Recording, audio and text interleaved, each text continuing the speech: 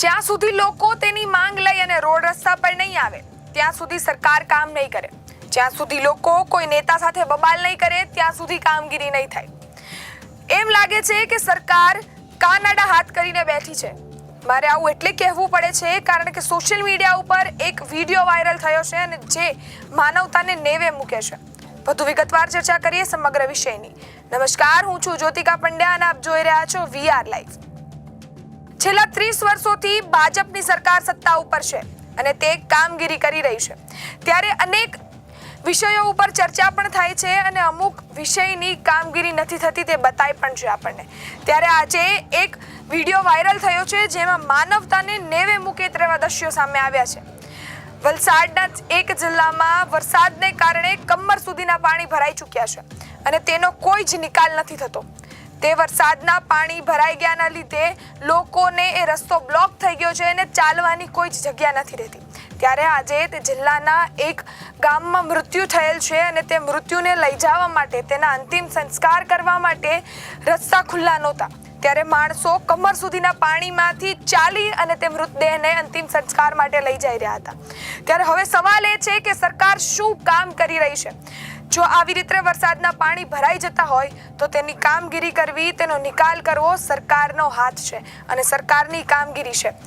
કેમ કે લાખો ગ્રાન્ટો ફાળવાય છે ને પૈસા કામગીરી માટે સરકારને આપવામાં પણ આવે છે. પણ શું સરકાર તે ગ્રાન્ટનો સાચો ઉપયોગ કરે છે? કારણ કે કામગીરીથી બતાતું નથી કે કોઈ જ કામ થઈ રહ્યું છે અને લોકો એટલા જ હેરાન થાય છે. ત્યારે એક વિડીયો સોશિયલ મીડિયામાં અનંત પટેલ દ્વારા વાયરલ કરવામાં આવ્યો છે અને તે વિડીયો તમારા રોમટા ઊભા કરી દેશે. ત્યારે સૌપ્રથમ નજર કરીએ તે દ્રશ્યો ઉપર.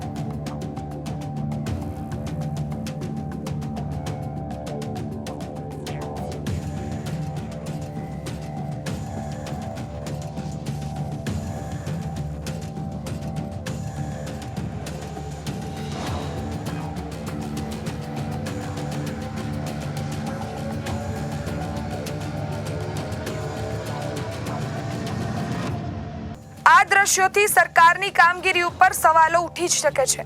કારણ કે હવે લોકો સવાલ કરશે જ, કારણ કે કામગીરી નથી બતાતી. લોકો સવાલ કરશે તો તેના સવાલ પણ અઘરા હશે અને જવાબ આપવા પણ આકરા જ થશે. ત્યારે તમારો અભિપ્રાય શું છે આ વિષયને લઈને તમને કોમેન્ટ કરી જરૂરથી જણાવજો. તેમજ અમારી ચેનલ VR લાઈવને લાઈક, શેર, સબસ્ક્રાઇબ કરવાનું ભૂલશો નહીં. ધન્યવાદ.